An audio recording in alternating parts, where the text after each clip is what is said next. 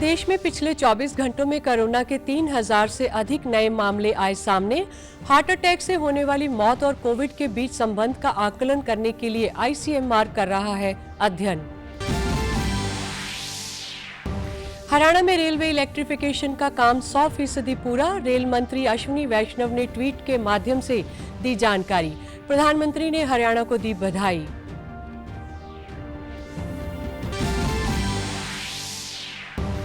G20 देशों को कृषि कार्य समूह की बैठक चंडीगढ़ में जारी। कृषि क्षेत्र की क्षमता बढ़ाने की जरूरतों और आगे की रणनीति बनाने पर फोकस।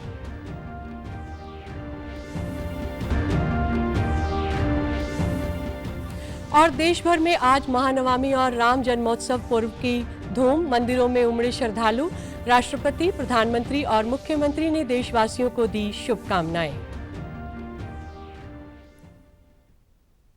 नमस्कार, मैं जगजीत कौर। अब समाचार विस्तार से। देश में पिछले 24 घंटों में कोरोना के 3000 से अधिक मामले सामने आए हैं और 1396 लोग स्वस्थ हुए हैं। वहीं सक्रिय मामलों की संख्या 13509 पहुंच गई है। दैनिक सकारात्मकता दर 2.73% और साप्ताहिक सकारात्मकता दर 1.71% है। अब तक कुल 92.14 करोड़ परीक्षण किए गए हैं। पिछले 24 घंटों में 1,10,000 से अधिक टेस्ट किए गए। दिल्ली और महाराष्ट्र समेत कई राज्यों में कोविड के केस तेजी से बढ़ रहे हैं। कोविड होने के कारण हार्ट अटैक के केस बढ़े हैं और उनसे असमय मौत हो रही है। ये कुछ ऐसे सवाल हैं जिनसे आज हर किसी को चिंता में डाल दिया है। केंद्र सरकार इस दिशा में गंभीर है। स्वास्थ्य मंत्री डॉक्टर मनसुख मांडविया ने इस बारे में कहा कि दिल का दौरा पड़ने से होने वाली मौत और कोविड के बीच संबंध का आकलन करने के लिए भारतीय चिकित्सा अनुसंधान परिषद यानी ICMR की ओर से एक अध्ययन किया जा रहा है और इसके परिणाम 2 महीने में सामने आएंगे। मांडविया ने कोविड के बाद दिल के दौरे के कारण होने वाली मौतों की संख्या में वृद्धि को स्वीकार किया और कहा कि इस पर गंभीरता से चर्चा की गई है। केंद्र व हरियाणा में डबल इंजन की सरकार द्वारा निरंतर किए जा रहे विकास कार्यों की सफलता में एक और आयाम जुड़ गया जब हरियाणा में 100% रेलवे विद्युतीकरण का कार्य सफलतापूर्वक पूरा हो गया। इस उपलब्धि के लिए प्रधानमंत्री नरेंद्र मोदी ने हरियाणा की तारीफ करते हुए कहा कि रेलवे इलेक्ट्रिफिकेशन होने से विकास के कई नए अवसर उपलब्ध होंगे। केंद्रीय रेल मंत्री अश्विनी वैष्णव ने ट्वीट कर हरियाणा में रेलवे इलेक्ट्रिफिकेशन का 100% कार्य पूरा होने की जानकारी दी। मुख्यमंत्री मनोहर लाल ने प्रदेश में 100% रेलवे विद्युतीकरण का कार्य सफलतापूर्वक पूरा होने की उपलब्धि के लिए प्रधानमंत्री और केंद्रीय रेल मंत्री का हरियाणा वासियों की ओर से धन्यवाद किया। उन्होंने कहा कि प्रधानमंत्री के नेतृत्व और प्रेरणा से हरियाणा राज्य लगातार विकास के पथ पर आगे बढ़ रहा है। राज्य में 100% रेलवे इलेक्ट्रिफिकेशन से नागरिकों को बहुत लाभ होगा। साथ ही पर्यावरण के लिए भी यह अच्छा अहम कदम साबित होगा। शुरू किया, इसमें हरियाणा जो है अपने पूरे टारगेट को पूरा कर चुका है। 1700 किलोमीटर से ऊपर रेल लाइंस का इलेक्ट्रिफिकेशन हो गया है और इसमें जैसे ही रेलवे की ओर से ये समाचार मिला, प्रधानमंत्री जी ने स्वयं होकर के ट्वीट किया है, हमने उसको रीट्वीट किया है और एक अच्छी उपलब्धि हरियाणा के खाते में गई है। इसके लिए मैं हरियाणा के रेलवे अधिकारियों को, उनका जो इलेक्ट्रिफिकेशन डिपार्टमेंट है, उनको बहुत बहुत बधाई और शुभकामना देता हूँ। भारत की G20 अध्यक्षता के तहत चंडीगढ़ में कृषि कार्य समूह की बैठक जारी है। कृषि प्रतिनिधियों की यह बैठक स्थायी कृषि, खाद्य सुरक्षा और पोषण सुनिश्चित करने के तौर तरीकों पर चर्चा करने का एक महत्वपूर्ण मंच है। 31 मार्च तक चलने वाली इस बैठक में सदस्य देश विज्ञप्ति का मसौदा तैयार करने पर अपना ध्यान केंद्रित करेंगे, जो 4 विषयगत क्षेत्रों की जरूरतों को पूरा करने और समस्याओं को हल करने से संबंधित है। बैठक के उद्घाटन में केंद्रीय वाणिज्य और उद्योग राज्य मंत्री सोम प्रकाश ने अपने संबोधन में मसौदा विज्ञप्ति पर उपयोगी चर्चाओं के महत्व पर प्रकाश डाला।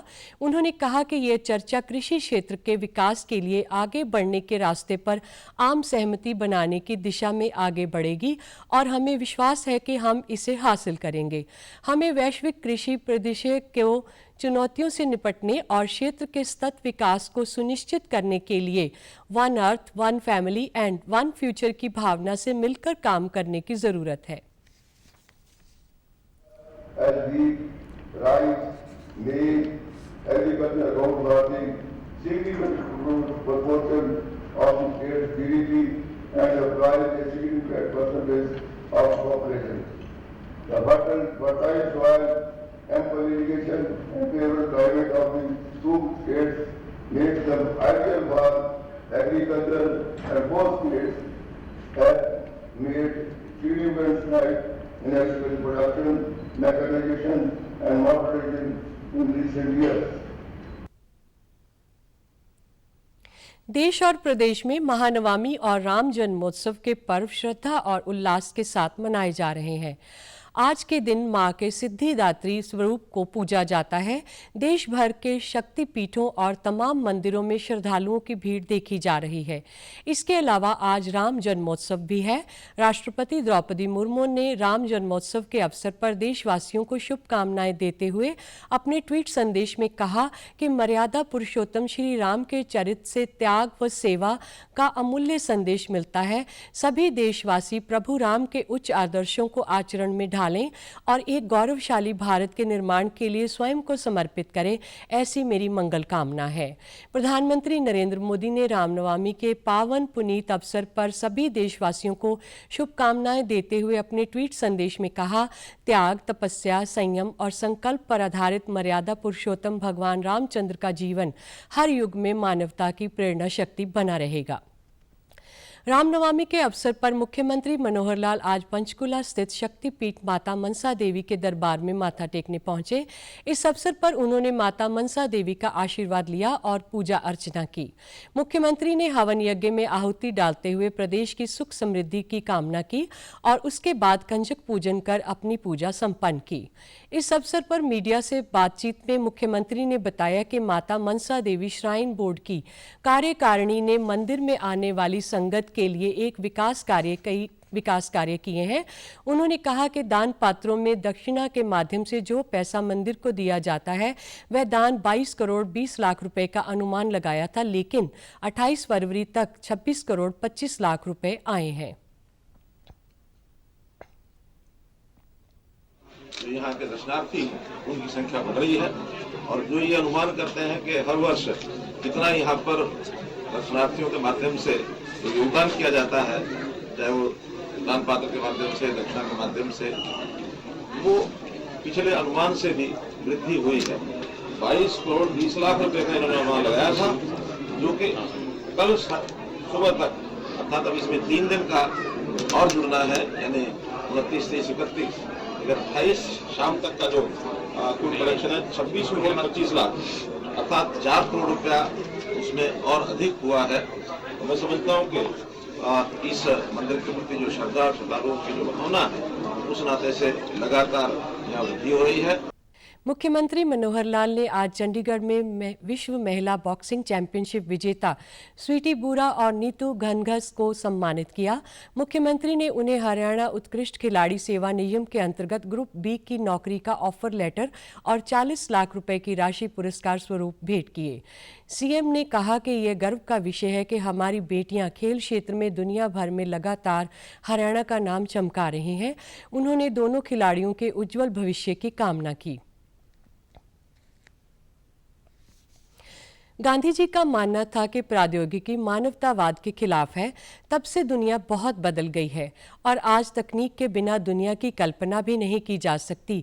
लेकिन इसका मतलब यह नहीं है कि मानवीय मूल्यों की ज़रूरत नहीं है। शायद इसी वजह से 30 अप्रैल 2017 को प्रसारित मन की बात एपिसोड में प्रधानमंत्री ने लोगों से बड़े पैमाने पर सामाजिक मुद्दों से जुड़े रहने का आह्वान किया था।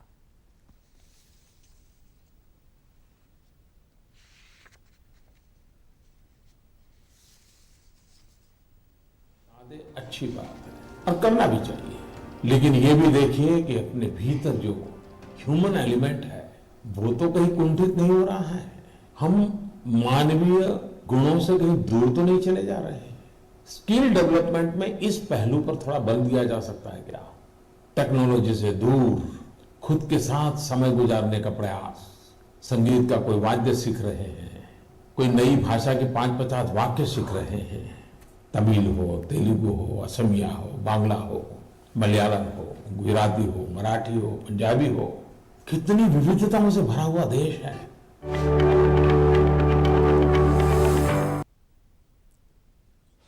मुख्यमंत्री मनोहर लाल ने कल चंडीगढ़ में नगर निगमों के महापौरों और जिला नगर आयुक्तों के साथ शहरी स्थानीय निकाय विभाग द्वारा किए जा रहे कार्यों की समीक्षा बैठक की। मीडिया से बातचीत में मुख्यमंत्री ने बताया कि वर्ष 2022-23 के राज्य के अपने कर राजस्व में से लगभग 3600 करोड़ रुपए नगर निकायों को दिए जाएंगे। इसके अलावा पिछला बकाया 500 करोड़ रुपए अतिरिक्त दिए जाएंगे। सीएम ने कहा कि प्रदेश सरकार नगर निकायों को पूरी स्वतंत्रता देने के लिए प्रतिबद्ध है ताकि स्थानीय स्तर पर होने वाले कार्य समयबद्ध तरीके से हो सकें। उन्होंने कहा कि नई अवैध कॉलोनियों का रजिस्ट्रेशन नहीं किया जाएगा। पहले से बनी कॉलोनियां जिसमें कुछ हिस्से या पैच को अनियमित दिखाया है, उन्हें तय मापदंड के अनुसार नियमित किया जाए। उन्होंने कहा कि कुछ दिन पहले ही सरकार ने 190 कॉलोनियों को मान्यता दी है। उनको स्वायत्तता कितनी दी जाए, कितना उनको ऑटोनॉमी दी जाए, उस पर एक एक करके आगे बढ़ रहे हैं। इस बार भी शहरी क्षेत्र के अंदर हमने खास करके जैसा उनके जो बजट्स हैं, जो उनकी फंडिंग है स्टेट फाइनेंस कमीशन के हिसाब से अथवा उनके अपने जो रिसोर्सेज हैं, सब कुल मिला करके तय कर दिए, उनको छूट दे दिए कि उस पैसे का उपयोग वो अपने हाउस के हिसाब से जितना जैसे कराना वो कराएंगे। किसी नई अवैध कॉलोनी की कोई रजिस्ट्रेशन नहीं होगी, पहला विषय। कोई भी पुरानी जो कॉलोनियाँ अवैध कॉलोनियाँ हैं उनमें रजिस्ट्रेशन के लिए 2 कंडीशन लगाई गई हैं, एक एनओसी और एक NDC. NDC no due certificate, वो उनको अर्बन लोकल बॉडी से लेना होता है ताकि कोई भी पिछला पैसा किसी तरफ बकाया ना हो। अभी पिछले दिनों में 190 कॉलोनियाँ हमने स्वीकृत कर दी हैं, लेकिन और अभी 600, 650, 700 कॉलोनी ऐसी हैं जो पाइपलाइन में हैं। मुख्यमंत्री ने कहा कि कुछ किसानों से यह शिकायत प्राप्त हुई कि उन्होंने पहले मेरी फसल मेरा ब्यौरा पोर्टल पर अपना पंजीकरण नहीं किया है, जिससे वे अब क्षतिपूर्ति पोर्टल पर भी फसल खराबे की जानकारी दर्ज नहीं करा पा रहे हैं। ऐसे किसानों की शिकायत पर संज्ञान लेकर अब सरकार ने पोर्टल को दोबारा खोल दिया है कि जो क्षतिपूर्ति पोर्टल पर वही किसान अपने नुकसान की यानी दर्ज कर सकता था जिसने पहले मेरी फसल मेरा ब्यौरा में रजिस्टर किया है। लेकिन बहुत किसान उसको लापरवाही से नहीं भरते थे, या कुछ किसानों ने हमको ये बताया कि हमारी फसल तो जो है हमने मंडी में बेचनी नहीं है। जिन्होंने मंडी में नहीं बेचनी है वो भी लापरवाही करते हैं। लेकिन अब जब नुकसान हुआ तो सबको ध्यान में आया कि नहीं, वहाँ दर्ज नहीं है तो यहाँ हमें लाभ मिलेगा नहीं।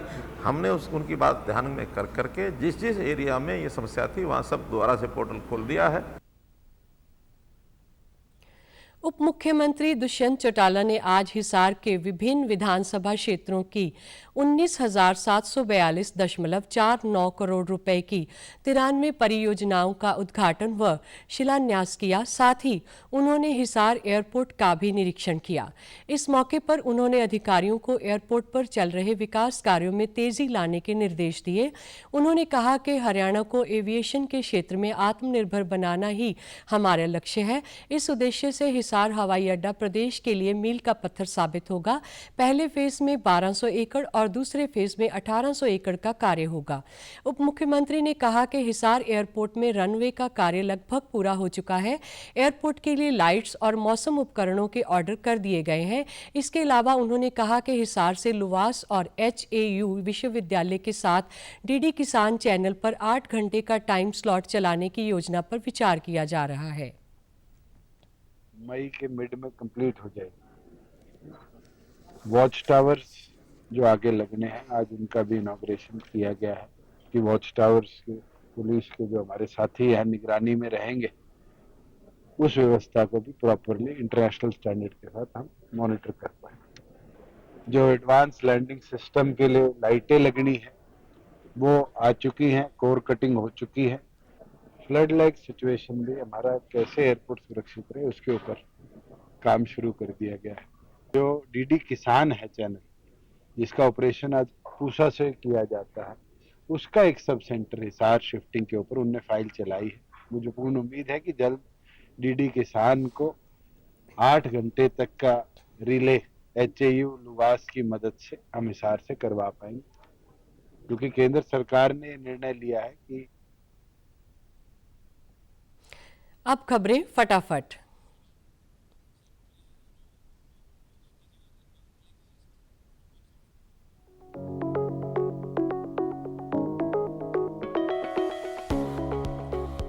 रक्षा मंत्रालय ने भारत इलेक्ट्रॉनिक्स लिमिटेड व न्यू स्पेस इंडिया लिमिटेड के साथ लगभग 5,400 करोड़ रुपए के 3 अनुबंधों पर किए हस्ताक्षर। सरकार ने दुर्लभ बीमारियों के उपचार के लिए आयात की जाने वाली दवाओं और खाद्य पदार्थों पर बुनियादी सीमा शुल्क में दी छूट।